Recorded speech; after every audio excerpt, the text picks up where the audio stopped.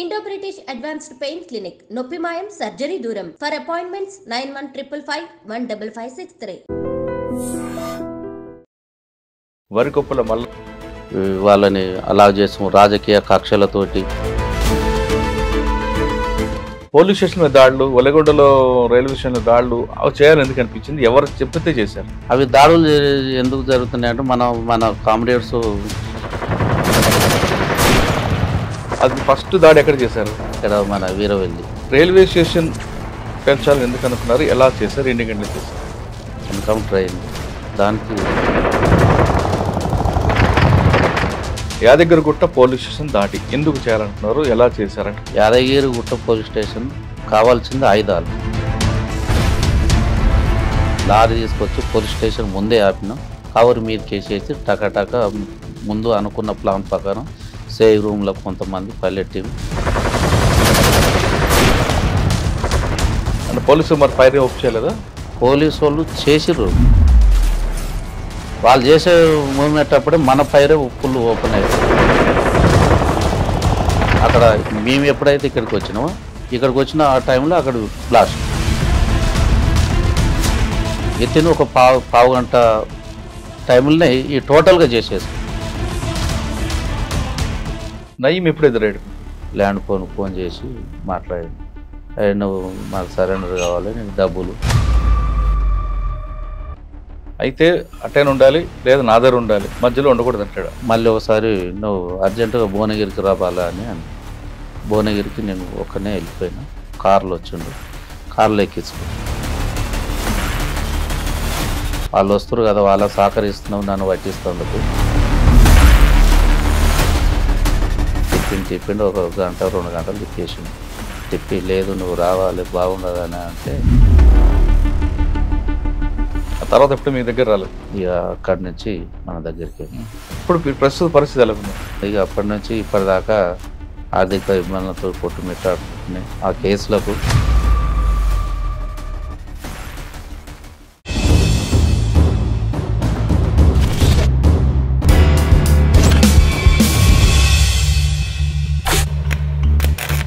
Welcome to crime confessions. గతంలో గ్రామాల్లో ఉన్న పరిస్థితి ప్రభావంతోనో లేదా మరో ఏ ఇతర కారణాలతోనో కొంతమంది యువకులు అడవిబాటు పట్టారు. అడవుల్లోకి వెళ్ళి అన్నలతో కలిసి వాళ్ళు కూడా అప్పట్లో జరుగుతున్న ఆగడాలపై పోరాటం చేశారు.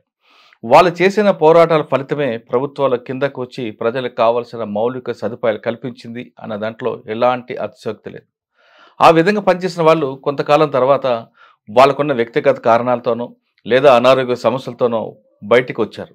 ఆ విధంగా బయటకు వచ్చిన వారిని పరిచయం చేసే కార్యక్రమంలో ఈ వారం మన గెస్ట్ వరికొప్పుల మల్లన్న అలియాస్ బాలన్న. రాచకొండ దళం ఆలేర దళానికి దళ కమాండర్గా పనిచేసిన ఆయన గతంలో యాదగిరిగుట్ట పోలీస్ స్టేషన్ మీద దాడి, అందులో తుపాకీలు తీసుకువెళ్ళడం దగ్గర నుండి వలిగొండలో రైల్వే స్టేషన్, టెలిఫోన్ ఎక్స్చేంజ్ అన్ని ప్రాంతాల్లో జరిగిన బ్లాస్టింగ్లో ఆయన చాలా ప్రధాన పాత్ర పోషించారు. కానీ 2 సంవత్సరాలు పనిచేసిన తర్వాత ఆయన ఎందుకు బయటకు వచ్చారు? 2 సంవత్సరాల్లో ఆయన దళంలో ఉన్నప్పుడు ఆయన చేసిన కార్యక్రమాలు ఏ విధంగా ఉండేవి, ప్రజలకి దానివల్ల ఎలాంటి లాభాలు వచ్చాయనే విషయాన్ని అన్ననే తెలుసుకుందాం. అన్న నమస్తే. నమస్తే. వరికొప్పల మల్లయ్య అలియాస్ బాలన్న. రాచకొండలో ఫస్ట్ యాదగిరిగుట్ట పోలీస్ స్టేషన్ అప్పుడు అటాక్ అప్పుడు మీ పేరు బాగా వినపడింది. తర్వాత వలిగొండలో ఏ జరిగినా రైల్వే స్టేషన్ బ్లాస్టింగ్ అవ్వచ్చు, టెలిఫోన్ ఎక్స్చేంజ్ అవ్వచ్చు, గవర్నమెంట్ ఆఫీసులు అవ్వచ్చు, ఎక్కడ బ్లాస్టింగ్ అన్నా బాలన్న అలియాస్ మల్లయ్య 2 పేర్లు ఖచ్చితంగా వినిపించాయి. ఆ గుట్ట పోలీస్ స్టేషన్ బ్లాస్టింగ్, అందులో తుపాకులు తీసుకొని ఏ విధంగా మీరు వెళ్ళారు? అక్కడ వెళ్తున్నప్పుడు ముందేమో రెక్కి వేశారా, లేదు సడన్గా అనుకున్న ప్లాన్ అది? దాని గురించి చెప్తూ దానికి చెప్పే ముందు ఒకసారి బాలన్న యొక్క కుటుంబ నేపథ్యం, ఎందుకు అడవి వైపు అడుగులు వేశారు ఒకసారి చెప్పండి. అన్న మాది రైతు కుటుంబం. నేను ఒక 10th క్లాసు మన హాస్టల్లో చదివిన. పెద్ద మా సంఘం, గ్రామ సంఘం, ఒలిగొండ మండలం, యాదాద్రి భువనగిరి జిల్లా. 10th దాకా ఒలిగొండ మన పెదకాపర్తి హాస్టల్ చదువుకున్నాం. అక్కడ వేసవి సెలవులు వచ్చేసినాయి. మరి బ్రదర్స్ అక్కడ మన నర్మేట మండలం అక్కడ పనికి పోయారు. అక్కడికి మనం వేసవి ఉన్నది కాబట్టి సెలవులు కానీ నేను అక్కడికి పోయేసాను. అక్కడ పోయిన కొన్ని రోజుల తర్వాత మనకు అక్కడ నర్మేట దళం, అక్కడ బొమ్మాకూరు గ్రామం, నర్మేట మండలం, అక్కడ నరసింహులు అనే అతను మనకు పరిచయం ఏర్పడ్డాడు. ఒక 2-3 నెలలు అక్కడ ఉండి నేను. అంటే సెలవులకు వచ్చిన పరిచయం. ఆయన రోజు సాయంత్రం మనం తీసుకుపోయేది. అన్న గీడ దాకా పోదాం రా అంటే, అన్న ఏడికి అనేది అంటే మేము పోయే వరకల్లా అక్కడ ఒకసారి ఒకరిని, తర్వాత మొత్తం దళాన్ని మొత్తం పరిచయం చేయించు. అప్పుడు బాలన్న కమాండర్, బాలన్న అని అక్కడ కమాండర్ ఉన్నాడు. అట్లా గత ఒక 6 మాసాల దాకా గడిచిన తర్వాత మళ్ళీ నేను కాలేజ్ చేద్దామని మన సొంత గ్రామానికి వెళ్ళి వచ్చిన. ఆ మధ్యలోనే మనకు 89లో మ్యారేజ్ అయింది. మ్యారేజ్ అయిపోయి ఇంటి దగ్గరనే ఉన్నా. 89లో మ్యారేజ్ అయింది. మనకు అప్పటికి 91లో ఇవి సంఘాలు, రైతు కూలి సంఘాలు. అప్పుడు మన ఏరియాలో దళాలు లేవు. రైతు కూలి సంఘాలు 1+1 రావడం జరిగింది. రైతు కూలి సంఘాలు 1+1గా ఏర్పడి రైతు కూలి సంఘాల లెక్క విలేజ్లోకి వచ్చేసారు. విలేజ్లోకి వచ్చేసినప్పుడు మేము మా దగ్గరికి వచ్చి. అండ్ ఎందుకన్నా అటువైపు మీరు వెళ్ళారు? అసలు చదువుకుంటారు కదా, 10th క్లాస్ వరకు హాస్టల్ చదివారు, ఇంటర్మీడియట్ రాకుండా చదువుకోకుండా ఎందుకు అటువైపు వెళ్ళాల్సి వచ్చింది? ఎందుకు అటువైపు వెళ్ళారు అంటే, ఇప్పుడు మనం అక్కడ వరంగల్ ఏరియాలో కొన్ని మనం చూసినాం. అక్కడ శ్రీపతిపల్లి, తరిగొప్పల, వెల్దండ, బచ్చన్నపేట, అక్కడ దొరల పాలన ఎక్కువ ఉన్నది. వెట్టి చాకిరి చేయించుకుని జీతగాళ్లకు ఎప్పుడు ఒక 1000 రూపాయలు తీసుకుంటే 1000 రూపాయల కిందకి ఒక 5-6 సంవత్సరాలు పని చేయించుకుంటోళ్ళు. చదువుకున్న 10th క్లాస్ వరకు హాస్టల్లో ఉన్నారు, చదువుకుని వచ్చారు, ఇంటర్మీడియట్ వెళ్ళి లేదంటే పెళ్లి చేసుకున్నారు, స్థిరపడకుండా అటువైపు ఎందుకు వెళ్ళాల్సింది? అంటే మీరు చెప్తున్నాడు వరంగల్లో దొరల ప్రభావం. వరంగల్లో మీ దొరల ప్రభావం ఉంది కానీ మీ ఊర్లో లేదు కదా. మా ఊళ్ళో ల్యాండ్ ప్రభావము, పంచాయతీలు ఒకటి అంటే కబ్జాలు చేసుకోవడం. ఇప్పుడు అమాయకులు రైతులను వేధించి భూములు కబ్జాలు చేసుకోవడం, ఒకటి పంచాయతీలు పెట్టి వాళ్ళని అలా చేస్తాం. రాజకీయ కక్షలతోటి వీళ్ళని వేధించడం ద్వారా మనకేమనిపించింది అంటే, అన్నలతోటి ఇప్పుడు దాంట్లో పోతే బాగా జరుగుతుంది కదా, అందరికీ కూడా సమాన హక్కులు ఉండాలి, మరి వీళ్ళకి ఎక్కడిది అన్న దాంతో దాన్ని స్ఫూర్తిగా తీసుకొని మనము అలా పనిచేయడానికి మనం నిర్ణయించుకున్నాం. ఎప్పుడు వెళ్ళారు? ఏ సంవత్సరం? మేము టోటల్గానే అంటే అన్న ఇప్పుడు 90కి ఇక్కడికి వచ్చేసాము. రైతు కూలి సంఘంలలో చేసేసినాము. 93 ఉపదళ కమాండర్గా పనిచేసినాము. 93-94 మధ్యన ఉపదళ కమాండర్ 1+1. అప్పుడు దళాలు మనకు ఎక్కువ లేవు, ఒకటే దళం ఉన్నది. 8 మంది 9 మంది తోటి తిరిగేవారు. అట్లా గురించి ఉపదళ కమాండర్ వేసి మనల్ని ఏరియా మొత్తం చూసుకో. మీకు ఎవరైనా బాధ్యులు అప్పుడు? మాకు బాధ్యులు గోపన్న, వాళ్ళకు విజయక్క వాళ్ళ మిస్సెస్. ఎప్పుడు అజ్ఞాతులకు వెళ్ళారు కదా, వెళ్ళిన తర్వాత ఎక్కడెక్కడ తిరిగారు మీరు? ఫస్ట్ మీకు డ్యూటీ ఏమి ఇచ్చారు వాళ్ళు? మాకు డ్యూటీ ఏమి ఇచ్చారంటే, ఇప్పుడు టోటల్గా వాళ్ళు ఒక నెలకు 15 రోజులకు ఒకసారి వచ్చేది దళము. ఈ ఊర్లో ఉన్న ఒక్కొక్క ఊరు తిరుగుకుంటా వాళ్ళ బాధలు, రైతులది ఏం బాధలు ఉన్నాయి, ఎట్లా ఉన్నాయి, రైతు కూలీలను కలిసి మనం రిపోర్ట్ తీసుకుపోయి టోటల్గా సేకరించేది.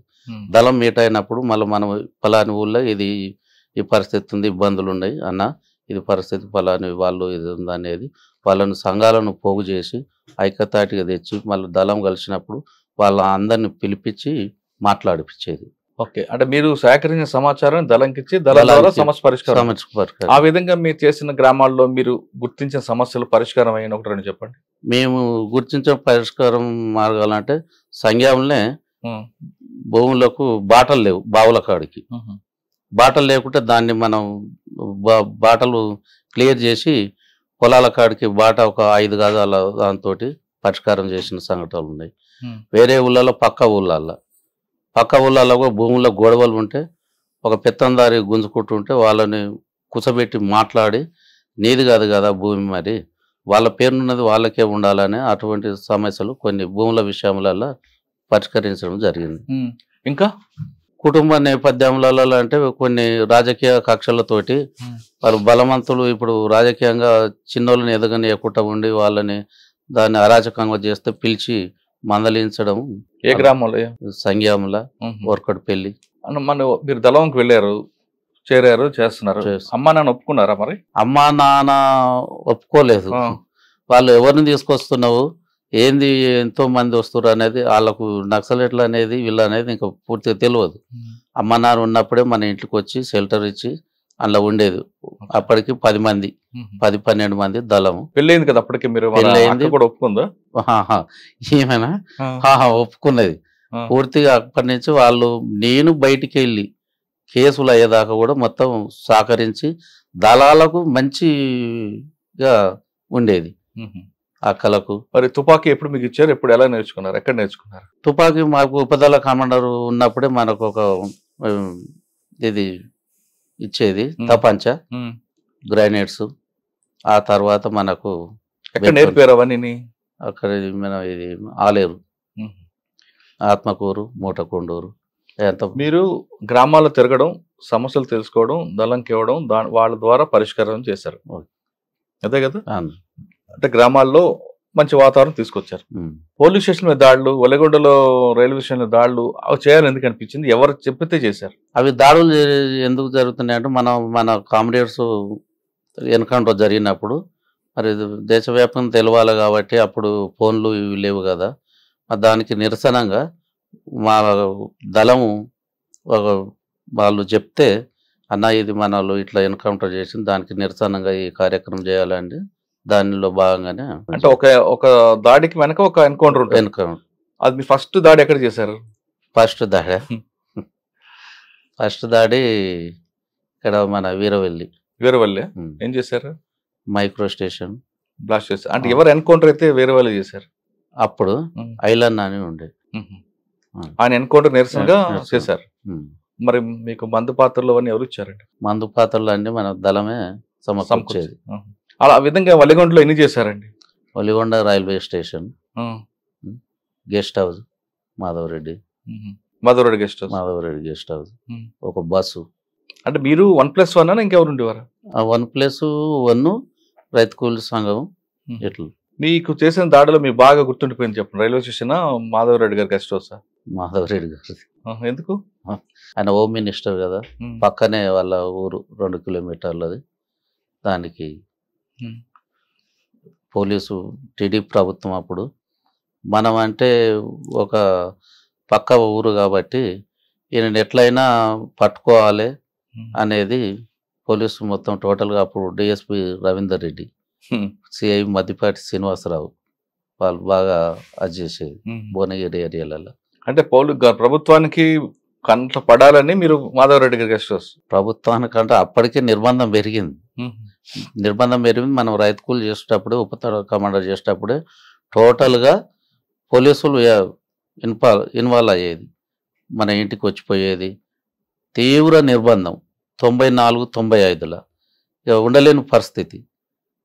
అప్పుడు ఉండలేని పరిస్థితి దళంతో మనం మాట్లాడి అన్న పరిస్థితులు ఇట్లా అయిపోయినాయి అనే దాని మీద వాళ్ళు ఒక షెల్టరు, చిన్న పిల్లలు, ఇప్పుడు వీళ్ళు 3 2 బాబులు 1 అమ్మాయి అన్నప్పుడు కొన్ని రోజులు బాగా అయిపోయింది.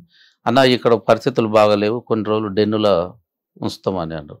డెన్నులో అక్కడ మన చందర్ బిహెచ్ఎల్ చందర్ నగర్ అక్కడ ఉంచే వరకల్లా కూడా అక్కడ కూడా వీళ్ళు కనిపెట్టి అక్కడికి రావడం జరిగింది.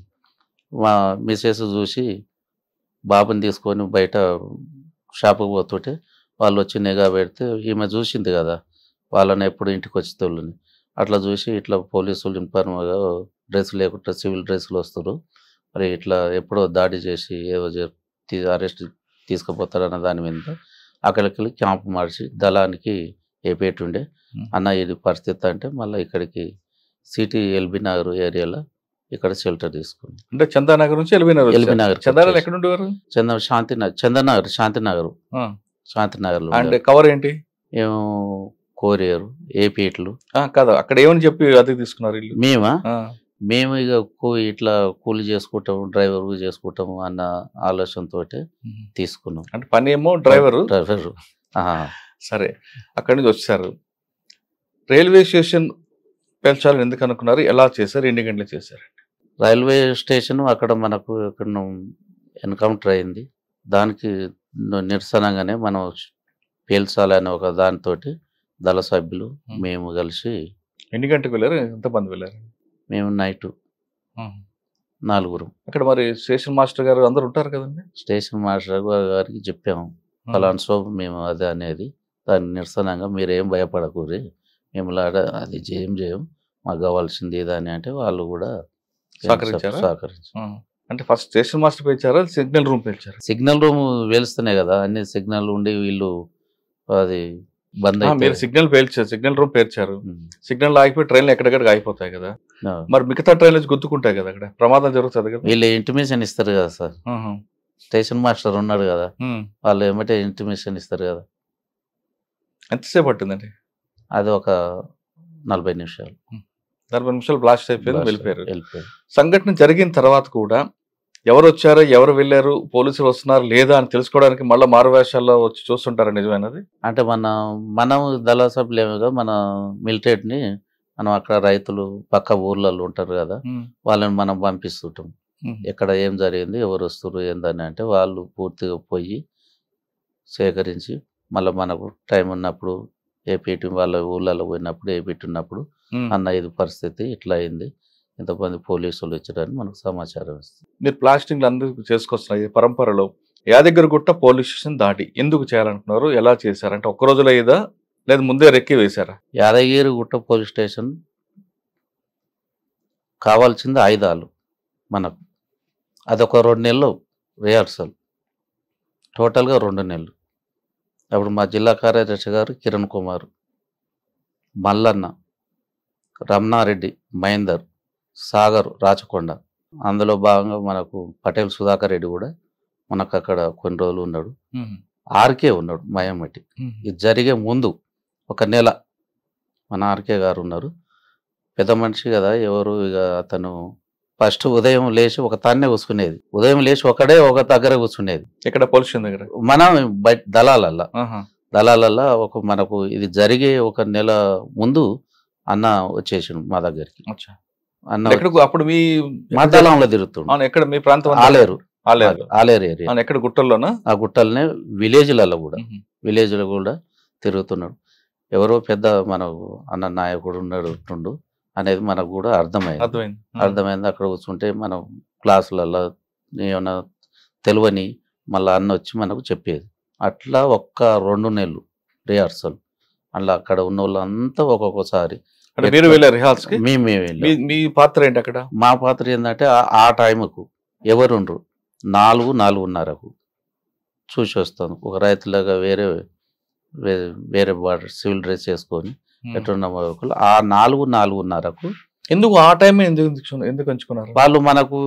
మనోళ్ళు ఎంతమంది పోయినా కూడా ఆ టైంకి వాళ్ళు బయటికి పోయి ఈ షాపులల్లా ఇంకో ఉండేది 1-2 అక్కడ.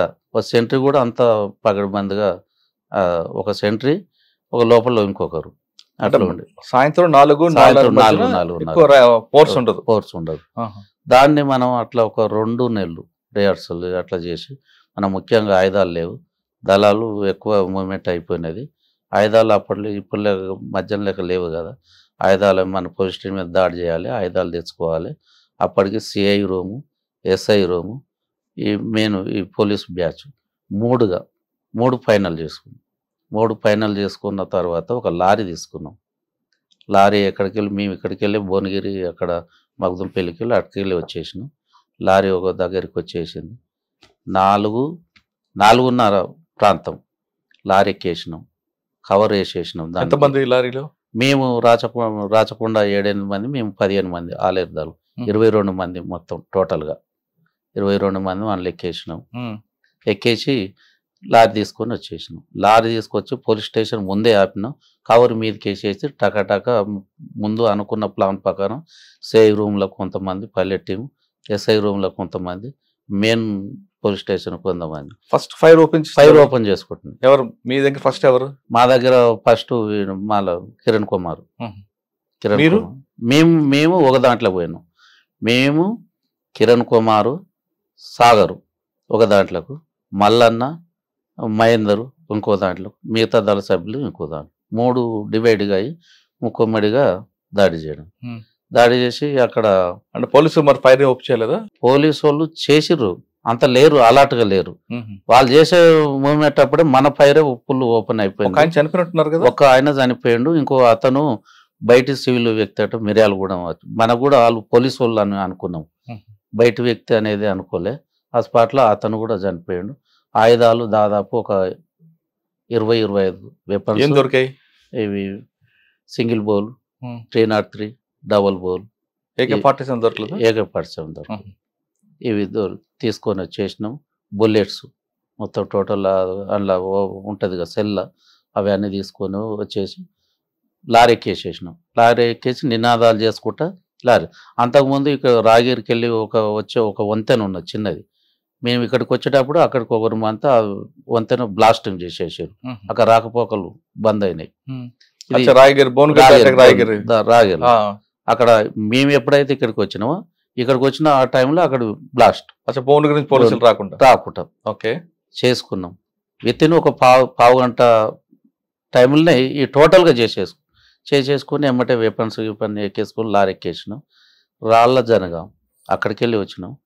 ఫుల్ వర్షాలు అప్పుడు, మోసి దాటని పరిస్థితి, దాంట్లోనే ఎక్కేసినాం. అంటే మరి భువనగిరికి రాలే మీరు? భువనగిరికి రాలే. ఈ రూట్లో పాతగుట్ట నరసింహస్వామి ఈ రూట్లో వెళ్ళినాం. ఈ రూట్లో వెళ్ళిపోయిన కొద్దిసేపటికి అప్పటికే డ్రైవర్ సేక్ అయిపోయాడు. లారీ డ్రైవర్ ఇటు తీసుకుపోయారు కల్లా బురదల లారీ ఆగిపోయింది. స్టార్ట్ అయితే లేదు. స్టార్ట్ కాకుండా దిగేసి నడుచుకుంటా ఇట్లా మన బొమ్మాయిపల్లి ఆ రూట్లో వెళ్ళిపోయినాం. మాకు ఏంటంటే అప్పటికి మాకు ఒక రోడ్లో ఒక డీసీఎం ఉండాలి. ఈ లారీ చక్కగా పోతే ఆ డీసీఎం ఎక్కి ఇట్లా అబ్దుల్లాపూర్ మెట్టు ఈ విధంగా మూసి దాటనిస్తలేదు కదా, అట్లా వెళ్ళి రాచకొండకి వెళ్ళిపోవాలనేది ప్లాన్. అక్కడికి లారీ డిస్టర్బ్ అయింది కాబట్టి నడుచుకుంటా అక్కడికి పోయినాం. ఇది భీమ్నగర్ ఏరియాలో ఒక గ్రామంలో మధుపల్లి, అక్కడ షెల్టర్ తీసుకుని వాగు ఫుల్ చిన్నేరు వస్తుంది, దాటరాని పరిస్థితి. అక్కడ ఆ రోజు అక్కడంతా అక్కడనే ఉన్నాము. ఉండి తెల్లారిపోవాలి, ఎట్లా పోవాలి ఇది మిస్ అయింది. ఏందనేది ఇప్పుడు దళ కమాండర్ మేము అందరం కలిసి టోటల్గా ఊర్లోకి వెళ్ళినాం. ఊర్లో ఒక ట్రాక్టర్, రైతులు అప్పుడు వ్యవసాయం ఆనకాలం, దునకాలు ఫుల్ సీజన్ ఉంది. ఒక ట్రాక్టర్ కూడా దొరకలేదు, గత్యంతరం లేదు. చాలామందిని అడిగినాం, రామన్నట్టు. ఆఖరికి ఇద్దరం పోయి ఒక అతన్ని రెడ్డిని ట్రాక్టర్ రామంటే నాకు నా దునకాలు ఉన్నాయి, ఇట్లా మేము సౌండ్స్ అది ఇది అన్నా కానీ ఒక ట్రాక్టర్ ఇచ్చిండు. ఆ ట్రాక్టర్లో సాయంత్రం 7 గంటలకు వెళ్ళి అక్కడికి వెళ్ళి ట్రాక్టర్లో 7 గంటలకు వెళ్ళి మగ్దుంపల్లి అటు పోతుంటే చిన్న బ్రిడ్జి ఉంటుంది ఒకటి కల్వెట్ లెక్క, అది దాటి పోయిన కొద్దిసేపటికి మన లోపల ఉన్న నేను బానోటి మీద ఉన్నా, మల్లన్న శ్యామల వెంకటేశ్వర ఇతల సైడ్ ఉండు, కిరణ్ కుమార్ అన్న గిట్ట లోపట్నే ఉన్నాడు. దాడిపోయే వరకల్లా మన వాళ్ళు ఉండి అన్న కొద్దిగా ఆపూరి వెపన్స్ కొంచెం టైట్ అవుతుంది మంది చదువుకుందామని జనరల్ కూబింగ్ అక్కడికి వెళ్ళి వెనుకకి వెళ్ళి వాళ్ళు జనరల్ కూబింగ్లోనే వస్తారు. మగ్దుంపల్లి ఆ రోడ్డులో ఆపినాం కదా. కామ్రేడ్ అని మన వాళ్ళు కొంచెం ఇది అవపడకుండా కొంచెం బ్యాటరీ లెక్క వేసేసారు లోపట. అతడు ఎమ్మటే గోరీలు ఉన్నాయి, దాన్ని పడుకొని ట్రాల్కి ఫైర్ చేయడం జరిగింది జనరల్ కూబింగ్. అక్కడ కూబింగ్ ఆల్రెడీ ఉన్నారు కదా, చింతమనేని శ్రీనివాస్ పార్టీ ఒకటి ఉంది కదా. లేదు, ఆ జనరల్ కూబింగ్ తోటి వీళ్ళు దక్షిణ తెలంగాణ ఇక్కడ మన దుబ్బాక దళం ఇక్కడి వాళ్ళు అని అనుకున్నారు వాళ్ళు. ఓహో, ఈ రాచకొండ అనుకోలేదు, ఆలేరు రాచకొండ అనుకోలేదు, దుబ్బాక ఇక్కడికి వెళ్ళి వచ్చారు అనేది వాళ్ళు ఇక్కడ దృష్టి పెట్టారు. ఎవరు? పోలీసు వాళ్ళు. టోటల్ గా ఈ దళాలు కావు అనేది. అక్కడికి వచ్చే వరకల్లా ఆగిపోయే వరకల్లా వాళ్ళు జనరల్ కూబింగ్ అక్కడికి వెళ్ళి చేసుకుంటా వాళ్ళు జనరల్ గా వచ్చేస్తారు. రోడ్డు దగ్గరికి వచ్చేసారు. మాది ట్రాక్టర్ ఆగిపోయింది. ఆగిపోయిన క్రమంలో వాళ్ళు ఏమంటే ఇక్కడ కామ్రేడ్ అనగానే ఏమంటే ట్రాల్కి ఫైర్ చేయడం జరిగింది. అంటే కామ్రేడ్ అనే పదం వాళ్ళకి వినబడ్డది, టార్చ్ కూడా వినబడ్డది. టార్చ్ కొట్టినాం. కామ్రేడ్ అనకపోయింటే వాళ్ళు కలిసేది కాదు. అనగానే ఫైర్ చేశారు. ఫైర్ చేయగానే మేము ఫైర్ చేసేసినాం. ఫైర్ చేయగానే లోపల ఉన్న కిరణ్ కుమార్ అన్న AK-47 పెట్టి ఫైర్ చేసేసినాం. ఫైర్ చేసిన మ్యాగజిన్ స్టక్ అయిపోయింది. స్టక్ కాగానే ఎమ్మటే వంగి మ్యాగజిన్ తీసి ఇంకో మ్యాగజిన్ పెట్టి ఇట్లా ఫైర్ చేయమని ఎమ్మటే వచ్చి తోట కడదాలి స్పాట్లో అవుట్ అయిపోయి అది అయిపోయింది. అందులో ఉన్న ఇంకో ఇబ్రాంపట్నం ఒక మిలిటరీ అతను అయ్యిండు. మేము ఫైర్ చేసుకుంటాం. ఫైర్ కొద్దిసేపు చాలాసేపు కొట్లాడినాం. అర్ధగంట సేపు ఫైర్ చేసుకుంటున్నాము. ఫైర్ చేసిన క్రమంలో మళ్ళా ఎక్కి చూసే వరకల్లా అన్న చనిపోయిండు. చనిపోయిన హాస్పిటల్ పోయినాక మళ్ళా AK-47 ఉంది. ఫైర్ చేసుకుంటూ అన్న దగ్గర AK-47 అక్కడికి వెళ్ళి వచ్చిన కొన్ని ఆయుధాలు అన్నీ ఏమి తీసుకుపోలేదు. కొన్ని ఆయుధాలు తీసుకొని మేము వెళ్ళిపోయినాం. ఎట్లా అంటే ఇప్పుడు మనకు ఏపీటీ ఉంటుంది ముందుగా అతనే. కొంతమంది ఒక దిక్కు వెళ్ళిపోయారు, కొంతమంది ఒక దిక్కు వెళ్ళిపోయారు. అంటే 12 మంది ఉన్నారు ట్రాక్టర్లో. 12 మంది ఏం లేదు, మేము 22 మంది ట్రాక్టర్లో. 20 మంది లోపల ఉన్నారు, మేమిద్దరం బయట ఉన్నాం బానోట్ల మీద. ఎంతమంది చనిపోయారు? 2 చనిపోయారు. 20 మంది సేఫ్ అయ్యారు. ఆయుధాలు తీసుకుపోయాను. మా సొంతం ఆయుధాలు తీసుకున్నాం. కొన్ని గుట్టకాడికి వెళ్ళి 22 వచ్చిన ఆయుధాలల్లో ఒక 6-7 ఆయుధాలు తీసుకొని వెళ్ళిపోయారు. మిగతా వదిలిపెట్టారు. అందరూ కూడా డిస్పైట్ అయిన కొద్ది రోజులకు ఎక్కడెక్కడ కలవాలంటే రాచకొండ మేమంతా మళ్ళీ కలిసే వరకల్లా ఒక 15-20 రోజులు అయింది. అబ్బా. మరి 15 రోజులు ఏం చేశారు? మరి భోజనం అదేలా? నా తోటిగా ఇంకో కామ్రేడ్ వచ్చినండి, మేమిద్దరం ఒక సైడ్ అయిపోయినాం. ఇప్పుడు మన మల్లన్న, రమణ, మహేందరు ఒక దిక్కు అయిపోయారు. మిగతా వాళ్ళంతా ఒక దిక్కు అయ్యి అక్కడ మనకు ఏపీటీలు ఉంటాయి, 3 ఏపీటీలు ఉంటాయి. ఆ 3 ఏపీటీలల్లో వరకల్లా ఆ నెల 20-25 రోజులల్లో టోటల్గా మళ్ళీ అంత దళం కలిసి మళ్ళా. మరి 25 రోజులు మీరు కలిసి బయట ఉన్నారు కదా, భోజనం దానికి ఇబ్బంది పడలేదు? భోజనం అంటే మనకు అక్కడ మేము రాచకొండకి వెళ్ళిపోయినాం ఆల్రెడీ. సిటీ మీదకి వెళ్ళి అక్కడ మనకు ఉన్నారు కదా సానుభూతి పరులు, ఇట్లా ఉండి అట్లా వాళ్ళు బావుల కాడ. సాధారణంగా ఒక బ్లాస్టింగ్ కానీ జరిగింది చేసాం అనుకోండి, నేను అనుకుంటారు కాదు, ఏదైనా ఇష్యూ జరిగిందంట, మీరందరూ ఒకేసారి ఒక దగ్గర నుంచి వెళ్ళాం. లేదు మన దగ్గర ఉన్నప్పుడు వాళ్ళు పోలీసులు వచ్చిన ఒకే దగ్గర ఉంటారు. విడిపోయిన తర్వాత ఎక్కడ కలవాలనుకుంటారు? ముందు ఏపీటీ పెట్టుకుంటారా? ఏపీటీ పెట్టుకుంటాం. ఒకవేళ అది మిస్ అయితే నెక్స్ట్ ఇంకొక ఏపీటీ ఉంటుంది. ఈ ఏపీటీలకు ఒకవేళ 3 ఏపీటీలు ఉంటాయి. 3 ఏపీటీలకు కూడా హాజరు కాలేదంటే అతడు అరెస్ట్ అయిందా ఏమైందా అనేది. అంటే 3 ఏపీటీల తర్వాత కాకపోతే అప్పుడు అనుమానం వ్యక్తం చేస్తారు. పోలీసులు అరెస్ట్ చనిపోవచ్చు. అది ఓకే. మీరు ఆ గుట్ట ప్లాస్టింగ్ అయిపోయిన తర్వాత మీరందరూ మళ్ళీ ఎప్పుడు సమీక్ష జరుపుకున్నారు? 20 నెల రోజుల తర్వాత. ఎవరి సమక్షంలో? మన ఈయన ఉన్నాడు, మన మాధవన్న. ఏమంటారు ఆయన? రాష్ట్ర కమిటీ మాధవన్న. అవును. ఏమన్నారంటే మనది కొంచెం ఇట్లా కాకుండా కామ్రేడ్ అంతా ముక్కమడిగా దాడి చేసినప్పుడు అందరూ ఒక లైన్లోనే పోయేది ఉండే, ఇట్లా కాషన్ ఫాలో కాలేదు. కాషన్ ఫాలో అంటే బాగుండేది. అక్కడ గుట్టలో మంచిగా మనం సక్సెస్ చేసుకున్నాము, ఇక్కడనే మనం ఫెయిల్యూర్ అయినాము అన్న దాని మీద సమీక్ష చేసి అదొకటి. తర్వాత ట్రాక్టర్ లో కామ్రేడ్ అని పిలవడం, టార్చ్ లైట్ వేయడం కూడా అది దాని మీద మాట్లాడారు. దాని మాట్లాడినాకనే ఇది కరెక్ట్ కాదు అన్న దాని మీదనే అన్ని మాట్లాడారు. తర్వాత ఏం చేశారు మీరు? యాదగిరిగుట్ట పోలీస్ స్టేషన్ తర్వాత ఇక దళాలనే మళ్ళీ ఆలేరుకి వచ్చేసినాం యథావిధిగా. రాచకొండ దళమే ఆలేరుకి వచ్చేసి కొనసాగిస్తున్నాం. ఒక రామచంద్రరావు అని ఒక వ్యక్తిని హత్య కేసులో కూడా ఉన్నట్టున్నారు కదా? రామచంద్రరావు ఇన్ఫార్మర్, ఒలిగొండ. నేను ఇంకో వేరే కామ్రేడు ఇద్దరం.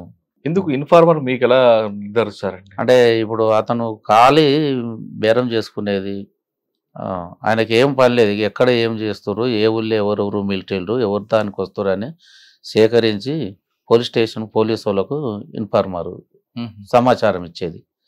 దాంట్లో భాగంగా అప్పుడు ఒకసారి ఏం చేయలేదు, ఒకసారి పిలిపించి మాట్లాడినాం. అన్న అట్లా కాదు, నేను మంచిగానే ఉంటున్నా అంటే వద్దు, నువ్వు ఇది పద్ధతి మానుకో అని కూడా 1-2 సార్లు హెచ్చరించడం జరిగింది. అది చెప్పినా కూడా మానుకోకపోవడంగా ఫైనల్గా అది సమాచారం మొత్తం ఒలిగొండ సమాచారం చేరవేస్తున్న దానిలో భాగంగానే పార్టీ నిర్ణయం వరకే. అది పార్టీ నిర్ణయం, మీ నిర్ణయం? మా నిర్ణయం. పార్టీ నిర్ణయమే మా నిర్ణయం అంతే. అన్న ఆయన మీతో పాటు 1-2 సంవత్సరాలు పనిచేస్తుంటాడు, తర్వాత ప్రలోభాలకు గురై ఇన్ఫార్మర్ మారి ఉండొచ్చు అనుకుంటాం మనం.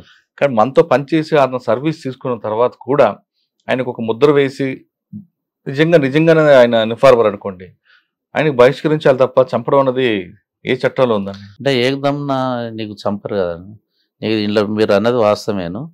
ఎంతోమంది కూడా ఇంట్లో పని చేసిపోయి నచ్చకపోతే ఒకవేళ పని చేసి అన్న నాకు ఆరోగ్యం బాగాలేదు ఇక లేకపోతే తన పని తాను చేసుకుంటుంటే దానికి ఏం లేదు.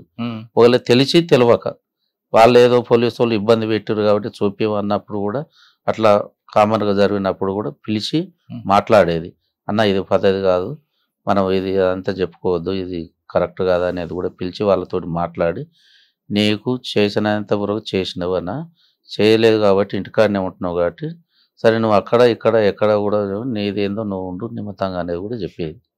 అట్లా వాళ్ళు దాన్ని కొంతమంది ఉపయోగించుకోలేదు, దాని పైసలకు పోలీసు వాళ్ళకు డబ్బులకు ఆశపడి ప్రలోభాలకు లొంగి ఇది అవి ఇవి ఇస్తానే దానిలో దృష్టిగా వాళ్ళు ఆ పనికి చేయడం జరుగుతుంది. ఫైనల్లా పార్టీ నిర్ణయం అన్న ఇది ఇట్లా చేసినాము దీనికి ఏదో అనేది ఆ నిర్ణయం ప్రకారమే కొంతమంది అట్లా చేయడం జరుగుతుంది. అన్న మీరున్న 2 సంవత్సరాలు 3 సంవత్సరాలు పార్టీలో? నేను 3 సంవత్సరాలు.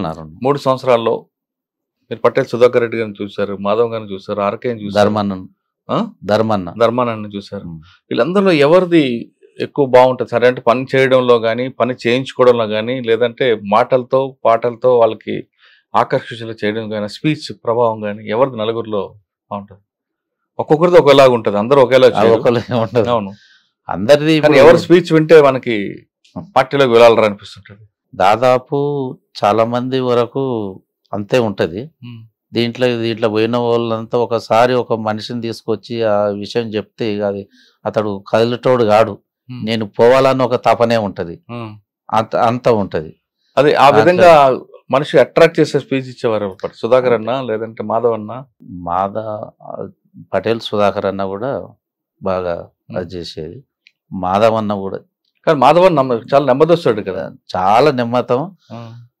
దాదాపు మేము మా దళంతో ఆయనకు చాలా జిల్లా కమిటీ బాధ్యతలు కూడా చేసుకున్న అక్కడ రాష్ట్ర కమిటీ సభ్యుడిగా ఉండి చాలా రోజులు ఉండడం జరిగింది.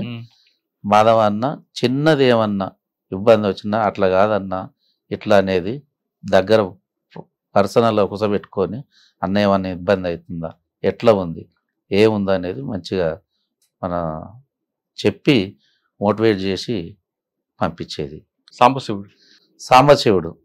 సాంబశివుడు మేము దాదాపు ఒక 6 నెలలు చేసినాం ఒకటే దళంలో. ఫస్ట్ వాళ్ళే దళంలో పనిచేసి ఆయన రాచకొండకి వెళ్ళిపోయిండు. రాచకొండకి వెళ్ళిపోయినాక ఇక మళ్ళీ మనకు మధ్యాహ్న క్లాసులు ఉన్నప్పుడే కలిసేది. క్లాసుల తర్వాత అక్కడికి వెళ్ళి నల్లమల్లకి వెళ్ళిపోయేది. ఫైనల్లో నల్లమల్లకి వెళ్ళిపోయిండు. ఇక మధ్యాహ్న ఓసారి కలిసిండు, మాట్లాడు. ఆయన స్వభావం ఎలాగుంటుంది? ఆయన స్వభావం కూడా బాగానే ఉంటది, సాంబశివుడి స్వభావం కూడా. కానీ ఎక్కువ కోపం ఎక్కువ అట కదా? రాను కొద్ది లాస్ట్కు అప్పుడు ఎప్పుడు స్టార్టింగ్ లో కోపం ఎక్కువ, లాస్ట్కు వచ్చే వరకల్లా మంచి నెమ్మదిగా. మరి 3 సంవత్సరాలు పనిచేసారు, మీరు ఎందుకు మరి సరెండర్ అవ్వాల్సి వచ్చింది? పార్టీకి చెప్పారా? మేమెందుకు సరెండర్ కావాల్సి వచ్చిందంటే పిల్లలు ఆ మధ్యన మాధవన్నతోటి మాట్లాడినాం, అన్న నిర్బంధం ఎక్కువైంది, ఊళ్ళో వ్యవసాయం చేయనిస్తలేరు, ఇంట్లో ఉండనిస్తలేరు, నైట్ ఈమె 3 పిల్లల్ని వేసుకొని పండుకుంటే కూడా ఎప్పుడు 50 మంది 100 మంది పోలీసు వాళ్ళు స్పెషల్ వాళ్ళు వచ్చి భయపెట్టి డోర్లు కొట్టి ఇబ్బంది పెడుతురు.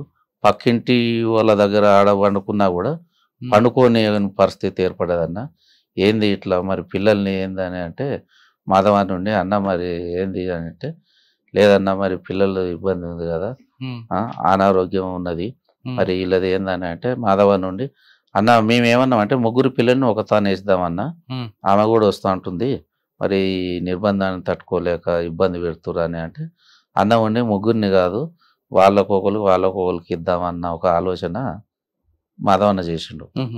మాధవన్న చేస్తే పిల్లలు ఎవరికి ఇద్దామని వేరే వాళ్ళకి ఇచ్చి వాళ్ళు అక్కడ పెరుగుతుంటారు అనే దాని మీద ఆలోచన చేసిండు. అన్నప్పుడు మనకు కొంత టైం ఇచ్చిండు, అన్న దీని మీద మరి ఆలోచన చేసుకోరి, ఒకదానైతే 3 పిల్లలు ఒకదాని ఉండలేరు అనేది చెప్పేసిండు. చెప్పినప్పుడు దాన్ని ఇక మళ్ళీ అడిగినప్పుడు అట్లా కాదన్నా ఇప్పుడు అని అన్నాడు. మేమెందుకు లొంగిపోవాల్సిన, పిల్లల అనారోగ్యంతో ఉన్నారు, చాలా ఇబ్బంది పెడతారు, పోలీసు వాళ్ళు చాలా ఇబ్బంది పెడతారు. అప్పటికి అందరికి జ్వరాలు అవి వచ్చేసినాయి పిల్లలకు. దాంతో సుద్దాగా మనం బయటకు రావాల్సి వచ్చింది.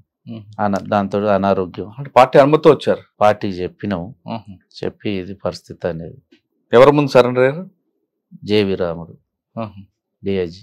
ఆయన ముందు సరెండర్ అయిన పోలీస్ స్టేషన్ ఇక్కడ వెలిగొండ, పోలీస్ మనకు CI Ravanapeta station Valigonda SI. Surrender అయిన తర్వాత కానీ సరెండర్ కాకముందు కానీ నయం ఎప్పుడైనా ఎదురుపడ్డా? నయం ఎదురుపడ్డాడు. ఎక్కడ? సరెండర్ అయినాక. సరెండర్ అయినాక 2001 ఇంటి దగ్గరనే ఉంటున్నాం. అప్పటికే సరెండర్ అయిన తర్వాత వచ్చిన మీకు రావాల్సిన వచ్చా ప్రభుత్వం ఇవ్వాల్సింది చెప్తున్నా. సరెండర్ అయినాం. శ్రీనివాసు మధ్యపాటి శ్రీనివాసు, నేను నా ఫోటో కూడా నన్ను ఎప్పుడు ఎవరు చూడలే. డిఐజీ జేవి రామ్ దగ్గరికి పోయినప్పుడే ఈ డిఎస్పి గారు వచ్చారు, రవీందర్ రెడ్డి, మధ్యపాటి శ్రీనివాసరావు, ఎస్ఐ శ్రీనాథ్ రెడ్డి వీళ్ళు వచ్చారు. మేము అక్కడనే కూర్చున్నాం ఇట్లా టేబుల్ మీద. వాళ్ళు పోయారు, మీరు ఏ ఊరు అని అంటే ఇట్లా నేనే ఉరుకుప్పల మల్లయ్య అని అంటే, ఆహా నువ్వేనా అనేది అప్పుడు చూసారు వాళ్ళు.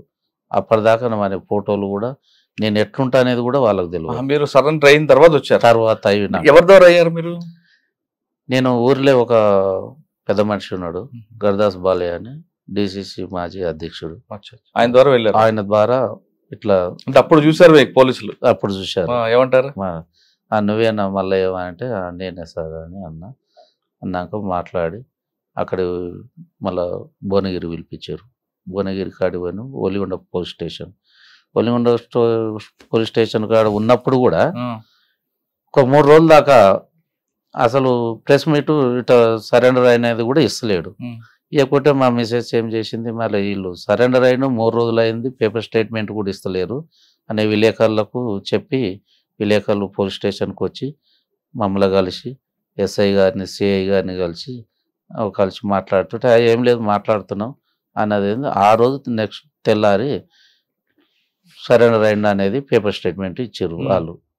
పేపర్ స్టేట్మెంట్ ఇచ్చినాక కొన్ని రోజులు కేసులు ఏం లేవు అనేది చెప్పేశారు. కేసులు లేవనంటే సరే ఇంటికాడ ఉండు, కేసులు ఏం లేవు అన్న, మీకు వచ్చేది మీకు ఇస్తాము, ప్లాట్ ఇస్తాము, 5 ఎకరాల జీవో ఉన్నది, ఆ 5 ఎకరాల ల్యాండ్ ఇస్తాం అనేది చెప్పేశారు. సరే మంచిది లే ఇప్పుడు అనేది మనం ఇంటికి వెళ్ళి వచ్చేసినాం. ఇంటికాడ ఉన్న కొద్ది రోజుల తర్వాత అసెంబ్లీ ఎలక్షన్ మళ్ళీ మాధవరెడ్డి గారు నిలబడు పోలీస్ స్టేషన్ పని ఉందా అనేది పిలిచారు. రమ్మంటే పోయినాం. పోయినప్పుడు పోలీస్ స్టేషన్ పోగానే 14 కేసులు పెట్టి వాళ్ళు నల్గొండ జైలుకు పంపించేసారు. అయ్యో! నల్గొండ జైలుకు పంపిస్తే నల్గొండ జైల్లో 1 సంవత్సరం ఉన్నాం. ఆ 14 కేసులలో నల్గొండలో కొన్ని, భువనగిరిలో కొన్ని, రావణపేటలో కొన్ని. ఆ కేసులన్నీ ఏ రాజకీయ నాయకుడు కూడా అప్పట్లో టీడీపీ ప్రభుత్వం ఏ రాజకీయ నాయకుడు లేకుంటే మా మిస్సెసే ముందటుండి 3 లాయర్లను పెట్టి బెయిల్ సంవత్సరం తర్వాత బెయిల్ తీసుకొని వచ్చేసి. మీరు అడగలేదా నా మీద కేసులు లేవని ప్రెస్ మీట్ పెట్టి మళ్ళీ నా మీద ఎందుకు పాత కేసులు పెట్టి? మేము అడిగినాం మధ్యపాటి శ్రీనివాసరావు కూడా అడిగితే లేదు అక్కడికి వెళ్ళి పైకి వెళ్ళి వచ్చేసింది, మాకేం తెలియదు ఇట్లా అనేది అతను చెప్పేసి. బయటకు వచ్చారు. బయటకు వచ్చాక మీ జీవనం ఎలా కొనసాగింది? మా జీవనం బయటికి వెళ్ళి వచ్చినాక 2001 1999లో లొంగిపోయినాం. 2001లో ఇంటి దగ్గర వండుకుంటూ ఉంటే తెలంగాణ ఉద్యమంలో భాగంగా కళ్యాణ్ యాదగిరి రెడ్డి అతను ఉండి తెలంగాణ ఉద్యమం అప్పుడు అందులోనే పోరాడారు పబ్లిక్ గురించి, ఇప్పుడు తెలంగాణ గురించి పోరాడవలసింది, మీరు తెలంగాణ పార్టీలకు రావాలా అనేది పిలిచి మాట్లాడినాక సరే అన్న నేను వస్తా అనేది చెప్పేసిన. కొన్ని రోజులు ఒక 5-10 రోజులు మండల నాయకులు పంపించి ఇంటికి పంపించేస్తే పెద్ద మనిషి మాట్లాడిండు కళ్యాణ్ యాదగిరి రెడ్డి, నేను కూడా తెలంగాణ ఉద్యమంలో భాగం అని తెలంగాణ పార్టీలో వండుకుంటున్నా 14 సంవత్సరాలు సుదీర్ఘంగా తెలంగాణ గురించి పోరాటం చేసినాం. మరి మీ కుటుంబ నేపథ్యం ఆర్థిక పరిస్థితి ఎలా ఉంది? ఆర్థిక పరిస్థితి అంటే చాలా అప్పులు అయినాయి. అప్పటికి కేసులు లాయర్లకు ఒకటి కాదు, ఇప్పుడు రోజు డైలీ దాదాపు యాదగిరిగుట్ట కేసులో ఒక 25 మంది ఉన్నాం అందులో. డైలీ ఒక 15 రోజులు డైలీ కేసు, రోజు పోయి ఆ కేసులో రోజు ఉదయం పోవాలి, 10 గంటల నుంచి 6 గంటల దాకా అక్కడ ఉండాలి. మరి నయం ఎప్పుడు ఎదురాడు మీకు? నయం మీ తెలంగాణ ఉద్యమంలో ఇంటికాడ ఉంటున్న క్రమంలో ల్యాండ్ ఫోన్ ఉండే, ల్యాండ్ ఫోన్కు వేరే అతను పంపించి ఇంటికి పంపించి ల్యాండ్ ఫోన్ చేసి మాట్లాడాడు. నువ్వు మాకు సరెండర్ కావాలి, నీకు డబ్బులు అవి ఇస్తాము, నువ్వు సరెండర్ కావాలి, మాతోటి పని చేయాలి అని అంటే నేను చేయలేమన్నా, మేము స్వచ్ఛందంగా వచ్చినాం, నీ అక్కడ ఇక్కడ కాదు ఊర్లోనే అనుకుంటున్నాం, మనకున్న కొద్ది వ్యవసాయంలో మనం చేసుకుంటూ ఉంటాం అంతే తప్ప కానీ మేము రామని చెప్పి. నయము ముందు ఒక వార్నింగ్ ఇస్తాడండి, అయితే అటైన్ ఉండాలి లేదా నా దగ్గర ఉండాలి, మధ్యలో ఉండకూడదు అంటాడు. అటువంటి వార్నింగ్ వచ్చిందా మీకు? ఇతను వచ్చి ఫోన్ చేసిన కొద్ది రోజులకు మళ్ళీ ఒకసారి నువ్వు అర్జెంటుగా భువనగిరికి రావాలా అని అన్నా. భువనగిరికి నేను ఒక్కనే వెళ్ళిపోయినా, కార్లో వచ్చిండు, కార్లో ఎక్కించుకొని ఏంది సంగతి అని నేను ఉండలేను, నా కింద పని చేయాలంటే నేను పని చేయలేను అని చెప్పేసి. పని చేయకుంటే మరి నువ్వు మళ్ళీ వాళ్ళు వస్తారు కదా, వాళ్ళకి సహకరిస్తున్నావు, నన్ను పట్టిస్తేందుకు నువ్వు ఆ పని చేస్తున్నావు, నేను అలాంటి పని ఏం చేస్తలేను, మేము వచ్చినాము క్రమంగా మన పని ఏందో మనం చేసుకుంటుంటున్నాం అంతే తప్ప కానీ అలాంటిది నిన్ను పట్టియాలి ఇంకోళ్ళకి వాళ్ళకు మేము కీడు చేయాలనే ఒక ఆలోచన ఏం లేదు, నేను అట్లా రానని నేను చెప్పేసాను. తిప్పిండు ఒక గంట 2 గంటలు తిప్పి లేదు నువ్వు రావాలి బాగుండదని అంటే నేను రానని చెప్పేసి పోతాను ఇడిచిపెట్టి వెళ్ళిపోయాడు. ఆ తర్వాత ఎప్పుడు మీ దగ్గర రాలేదు? ఇక అక్కడి నుంచి మన దగ్గరికి. నయంతో పాటు కొన్ని దండాలు చేశారా నువ్వు? లేదు దందాలు లేవు. దందాలు చేస్తే ఇట్లా ఎందుకు నువ్వు బెదిరింపులు పాల్పడ్డారని నయంతో కలిసి? లేదు సార్, నయం అయిపోయింది, ఇప్పుడు ప్రస్తుత పరిస్థితి ఎలా ఉంది? పరిస్థితి ఎట్లా ఉంది? ఇక అప్పటి నుంచి ఇప్పటిదాకా ఆర్థిక ఇబ్బందులతో కొట్టుమిట్టాడుతుంటున్నాయి. ఆ కేసులకు ఖర్చులు, ఈ లయర్లకు కోట్ల చుట్టూ తిరగడానికి మొన్న రీసెంట్గా 1 సంవత్సరం క్రితమే అయిపోయింది యాదగిరిగుట్ట. మీకు ఇవ్వాల్సిన 5 ఎకరాల భూమి ఇచ్చారా? ఇయ్యలే. మరి అడిగారా మీరు? మేము అడిగినాము, ఇస్తామని అంటారు. ఇప్పుడు కూడా 24 సంవత్సరాలు ఎందుకు ఇస్తారు? ఇయ్యలే. మేము కూడా అడిగినాము, మాకు ఆ రోజు జనజీవన సమితిలో కలిస్తే 5 ఎకరాల భూమి ఇస్తున్నారు కదా సార్, మరి ఏందని అంటే వస్తుంది అనేది. కలెక్టర్ గారు కలిసి ఇప్పుడు కలిసారా? కలిసాము, పిటిషన్ కూడా ఇచ్చేసాం. ఏమంటారు కలెక్టర్ గారు? కలెక్టర్ గారు మేము అక్కడికి పంపించేస్తాం అనేది కలెక్టర్ గారు అంటున్నారు. అంటే మీరు ఆశపడి రాలేదు, కానీ అప్పుడున్న జీవో ప్రకారం మీకు ఇవ్వాల్సింది ఇచ్చారు. ఇవ్వాల్సింది ఇవ్వకుండా చేతిలో 5,000 పెట్టి పంపించుంటారు. కేసులు లేవు అన్నారు, కేసులు పెట్టారు, జైలు పాలు చేశారు. మీకు అనిపించలేదా ఈ అన్యాయం ఇలాగే ఉండాలా, మరి మరొకసారి మనం ఎదురిద్దామని కానీ ఇప్పుడు అంతా లేదు కదా సార్, అప్పటి పరిస్థితి కాదు అంత నెట్వర్క్.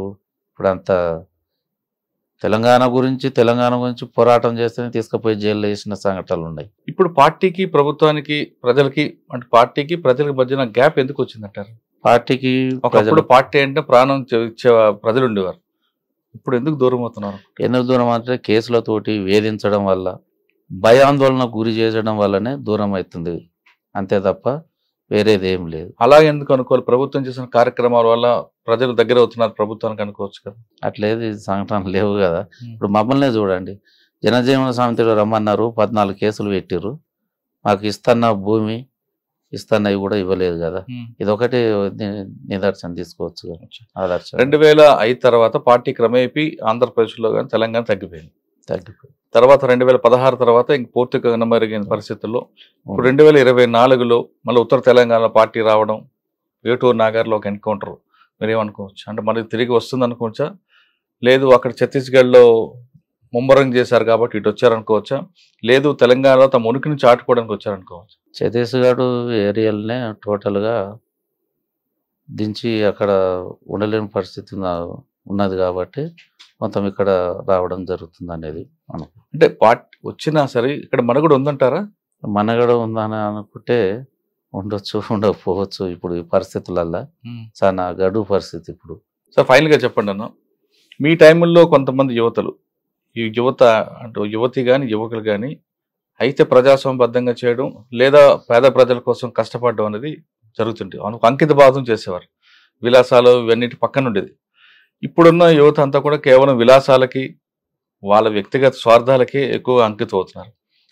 ఇటువంటి చూసినప్పుడు ఆ యువతకి ఇప్పుడున్న యువతకి జనరేషన్ మారింది కాబట్టి వాళ్ళు మారుతుండొచ్చు. ఇప్పుడు ఇటువంటి పరిస్థితులు చూసిన తర్వాత మీరు వాళ్ళకి ఇచ్చే మెసేజ్ ఏంటి? ఇప్పుడు డ్రగ్స్కి దానికి అలవాటు పడుతున్నారు. మీ టైంలో తీసుకుంటే చేస్తే ప్రజలకైనా చేయాలి, లేదా ప్రభుత్వంగా చేయాలి. స్వార్థం అనేది తక్కువ ఉంటుంది. ఇప్పుడు స్వార్థం అయిపోయింది, విలాసాలు అయిపోయింది. ఇప్పుడు చూస్తున్న జనరేషన్కి మీరు ఇచ్చే మెసేజ్ ఏంటి? ఏ విధంగా ఉండమంటారు వాళ్ళు? ఇప్పుడున్న జనరేషన్కి ఏంటంటే అప్పటిలాగా ఇప్పుడు ఉండలేరు. ఇప్పుడున్న జనరేషన్ కూడా దాన్ని పాటించుకుంటా ఈ డ్రగ్స్కు దేనికి అలవాటు పడకూడదు. తనంతలో తాను ఇప్పుడు ఏ ప్రైవేట్ జాబో ఇంకే జాబో చేసుకొని కూడా ఉంటే బాగుంటుంది. ఇప్పుడు అట్లా కాకుండా మేము ఎక్కడికో పోతున్నాము, ఏడనో చదువుకుంటున్నాం అనేది వేరే విలాసాలకు అలవాడి వాళ్ళ తల్లిదండ్రులకు శోభించి వాళ్ళకి ఇటు వాళ్ళ లైఫ్ ఖరాబ్ చేసుకోవడం అది కరెక్ట్ కాదు. మీరు చెప్పి మంచిదే. ఆ విధంగా ప్రవర్తిస్తున్న యువతకి వాళ్ళ తల్లిదండ్రులు ఏం చేయాలి? తల్లిదండ్రుల పాత్ర ఉందంటారా లేదంటారా? తల్లిదండ్రులు చెప్తారు. తల్లిదండ్రులు దోలిచ్చేది ఏమిటికి, నా కొడుకు బాగుపడాలి, ఇంకేదో జాబ్ చేయాలి, అప్పు తెచ్చైనా ఇచ్చి చదివిపిస్తారు. వీళ్ళు అట్లా చేస్తలేరు కదా. వాళ్ళు తెల్లారు చేస్తే కూడా నా కొడుకు బాగుండాలి, మంచిగా ఉన్నావా అనేది అడుగుతారు. అంతేగాని వీళ్ళు ఏం చేస్తున్నారు అనేది అడుగుతారు మధ్యన. వీళ్ళు ఆ పక్క పెడితే తల్లిదండ్రులు దాంట్లో ఎంకరేజ్ ఏది లేదు. తల్లిదండ్రులు ఎంకరేజ్ ఇలా ఉంటే అలవాటు చేయమనేది తండ్రిదండ్రులు ఎంకరేజ్ ఎక్కడ కూడా లేదు. వీళ్ళకు ఈ ఆలోచన వచ్చి వీళ్ళు చేసుకుంటారు అంతే తప్ప. కానీ దానివల్ల దేశానికి నష్టమే కదా. దేశానికి నష్టమే, ఇప్పుడు తల్లిదండ్రులకు నష్టమే, సమాజానికి కూడా నష్టమే. అది ఏం చేయమంటారు వాళ్ళందరినీ ప్రవర్తిస్తున్న వాళ్ళంతా కరెక్ట్గా వాళ్ళది నన్ను ఎందుకు తోలుతున్నారు, ఏమిటి తోలుతున్నా అనే ఆలోచన ఒకసారి ఆలోచన చేసుకొని మనస్ఫూర్తిగా వాళ్ళు కరెక్ట్ పద్ధతిలో పోతేనే బాగుంటుంది. అన్న, కోనాపూర్ సాంబశివుడు మీతో పాటు పనిచేశారు. ఎందుకు బయటకు వచ్చారు ఆయన? అరెస్టా, సరెండర్ అంటారు? సరెండర్ అయ్యారు. వచ్చి అనేది రాజకీయంగా నిలబడదాం, ప్రజల్లో కలుద్దాం అనుకుంటున్న టైంలో మీ గ్రామంలో ఆయన హత్యకు గురవుతారు నయం చేతిలో. అసలు ఎలా జరిగింది? సాంబశివుడు హత్య ఎలా జరిగింది? సాంబశివుడు బయటకు వచ్చినాక కొద్ది రోజుల తర్వాత సంగం గ్రామానికి, అక్కడ మన ఒలిగొండ మండలానికి ఇట్లా వస్తే అందరూ కూడా మీరే పిలిపించారు కదా. అన్నకు కొంతమంది కలిసి వేరే విలేజ్లో మన ఊర్లో దాదాపు 90% అంతా సానుభూతి పర్లే టోటల్గా. ఆ కాలంలో కూడా అప్పటి నుంచి అన్న ఉండేందనంటే అన్న అందరు కలుస్తారు, అన్ని విలేజ్లో కలుస్తారు, మీటింగ్ పెడదామన్న, ఈ సంఘాలు కూడా చాలామంది జాయిన్ అవుతారు అనేది అన్నాడు మనతోటి.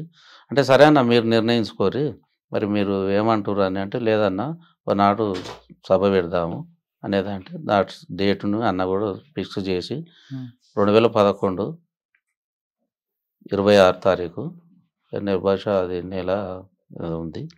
ఆ రోజు డేట్ ఫిక్స్ చేసినాం. రాములుండు, సాంబశివుడు, మేము ముగ్గురం కలిసే డేట్ ఫిక్స్ చేసినాం. ఆ డేట్ నాడు కార్యక్రమం చేసినాం. సాయంత్రం 4 గంటలకు కార్యక్రమం చేసినాం. కార్యక్రమం చేసిన అన్న వచ్చేసిండు, స్టేజ్ మీద వచ్చి చాలా నాయకులు కూడా వచ్చేసారు, మాట్లాడారు. అక్కడనే రాత్రి ఒక 11:30 అయింది. సభలో 11:30 అయింది. సభ అయిపోయినాక అన్న భోజనానికి మన ఇంటి దగ్గరనే భోజనం ఏర్పాటు చేసినాం. ఏపూర్ శోభ అన్న కళా బృందం ఉంది, డాక్టర్ చెరుకు సుధాకర్ అన్న ఉండు. ఇది కార్యక్రమం అయిపోయినాక అన్న భోజనానికి రారంటే మా పిల్లలు, అప్పుడు చిన్న పిల్లలు కదా చూసినాం, వాళ్ళందరిని పిలిపించుకుని ఈమె కూడా మా మిస్సెస్ని పిలుచుకొని అక్క సత్తక్క బాగురా అనేది మాట్లాడి, అన్న రాండి అన్న ఇంటికి పోదామంటే, లేట్ అయింది అక్క, ఇప్పుడు ఒలిగొండలో భోజనం చేసిరట, మళ్ళీ ఒకసారి వద్దామని మాతోటి ఒక 10 నిమిషాలు అక్కడ మాట్లాడి అన్న మళ్ళీ కలుసుదాం అనేది వెళ్ళిండు అతను. ఆయన వెళ్ళిన కొద్దిగా కాబట్టి ఆయన పోయినాక మళ్ళీ మేము కళాకాల బృందం, ఏపూరు సోమన్న బృందం, డాక్టర్ చెరుకు సుధాకర్ అన్న వచ్చి మనం ఇంటి దగ్గర అన్నం తింటున్న ఒక 10 నిమిషాలల్లా అన్న సాంబశివుని మర్డర్ జరిగిందట ఇక్కడ గోకారం ఎక్స్ రోడ్ కాడ అన్న అనగానే మేము అంతా చేయగడుకొని చెరుకు సుధాకర్ అన్న కారు వేసుకొని వెళ్ళిపోయినాం. అక్కడికి పోయే వరకల్లా మొత్తం గ్లాసులు బలిగి ఉన్నాయి, అక్కడ ఎవరు లేరు. మేము పోతేనే చెరుకు సుధాకర్ అన్న తిరుపతి అన్నకు ఫోన్ చేసిండు, డిఎస్పీకి ఫోన్ చేసిండు, ఎస్ఐకి ఫోన్ చేసినా ఎవరు కూడా లిఫ్ట్ చేయలేదు. పోకుండా అక్కడ ఒలిగొండ పోయినాం. ఒలిగొండ పోయే వరకల్లా భూపాల్ రెడ్డి హాస్పిటల్ వేసేసిండు. భూపాల్ రెడ్డి హాస్పిటల్ పోయే వరకల్లా మేము పోయి అక్కడికి చేరుకున్న క్రమంలో ఈ పేగులు మొత్తం బయట పడిపోయినాయి. బయట పడుకొని మేము పోయిన వరకు పోయి చూస్తుంటే అన్న నన్ను బతికించండి అన్న, అమ్మ నన్ను బతికించండి అనేది అంటుండు. ఆ ఒక్క మాటనే అన్న నన్ను బతికించుర్రి అన్న అని అనగానే చెరుకు సుధాకర్ నుండి ఏమంటే పేగులు డాక్టర్ కదా అతను, పేగులు లోపలికని ఒక కట్టు కట్టి అదే కర్ర వేసుకొని ఏడికి రావాలో మేము ఆ నైట్ అయింది కామినేని హాస్పిటల్ తీసుకొద్దామని వస్తున్నాం. భువనగిరికి వెళ్ళి రాంగ ఎట్లుంది ఏముంది అనేది అనేది గులుగుతుండు. ఇక్కడికి ఉప్పలు వీడికి సిగ్నల్ దగ్గరికి రాగానే చనిపోయిండు. ఉప్పలు సిగ్నల్ దగ్గరికి రాగానే అన్న మళ్ళీ సుధాకర్ అన్న ఇట్లుండి ఇట్లా చేయబెట్టి చూస్తే మళ్ళీ చనిపోయిండు, ఇక మనం ఎట్లా చేద్దాం అని అంటే చనిపోయినాక మళ్ళీ గాంధీలో తీసుకొని వచ్చినాం. గాంధీలో తీసుకొని వచ్చి గాంధీలో డెడ్ బాడీని తీసేసినాం. ఎంతమంది దాడి చేశారండి తర్వాత తెలిసి ఉంటుంది కదా? తర్వాత తెలిసిందంటే అందులో ఒక మారుతి చిన్నది వ్యాన్ వచ్చి ఊర్లో తిరిగింది అనేది తర్వాత రిపోర్టు సేకరించు. ఒక 5-6 ఉంటారండి. ఎలా చంపారట? స్కార్పియోగా వాడతారు కదా ఎవరు? సాంసుడు అన్న స్కార్పియో వాడారు కానీ ఇది మనోళ్ళు అని అన్న ఆపురా అని అనే వరకల్లా మన కార్యకర్తలు అన్న ఒక ఆలోచనతో ఆపిండు. దాంట్లో సడన్ ఆపంగానే ఎమ్మటే కత్తులు గిట్ట తీసి వేసేస్తాడు. అట్లా అయినా సీటు కిందకి పోయి 5 వరకల్లా సీటు కింద అయినా దేవులాడి వేసి చనిపోయిండు అనుకొని వాళ్ళు వెళ్ళిపోయారు. ఎవరు చేసిండ్రు? నయం మనుషులు. దీని తర్వాత మీకు ఫోన్ చేశాడు నయం చంపింది నేనే అని?